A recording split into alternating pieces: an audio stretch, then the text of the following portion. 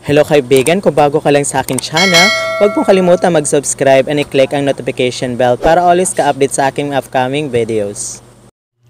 Bagamat hindi natapos ng DSWD ang pamamahagi ng ayuda sa pamamagitan ng digital payout noong katapusan ng July, at meron naman silang 2 linggo na natitira upang makompleto ang pamamahagi ng emergency subsidy sa ilalim ng Social Amelioration Program. Para sa panibagong update sa pamamahagi ng ayuda sa National Capital Region, patuloy pa rin ang napapasa ilalim ang rehiyon sa GCQ.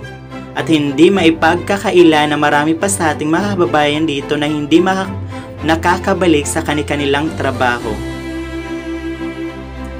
Sa huling ulat ng DSWD NCR ay halos natapos na nila ang pamamahagi ng second tranche para sa mga 4-piece members, at ngayon din unti-unti nilang sinisimulan ang pamamahagi ng ayuda para sa mga wait-listed beneficiaries.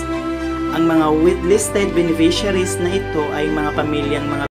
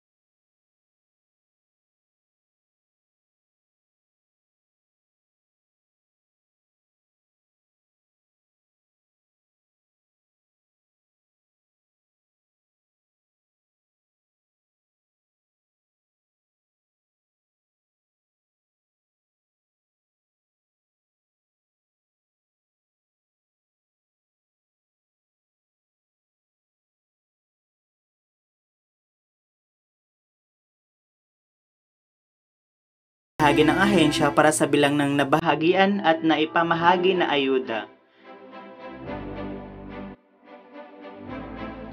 Nagpaabot naman ang kanilang pasasalamat sa ahensya sa ilang kababayan natin na nakatanggap ng kanilang ayuda via digital payout.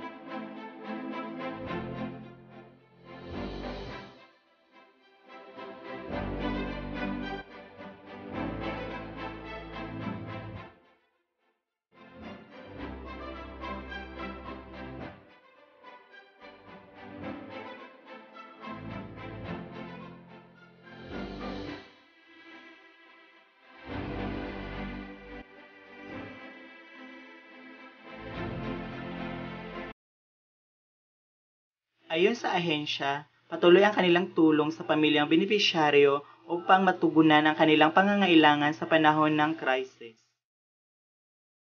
Para nga po sa karagdagang katanungan at impormasyon hinggil sa usaping ito, maaari kayong makipag-ugnayan sa DSWD. Narito po ang kanilang mga numero at hotlines.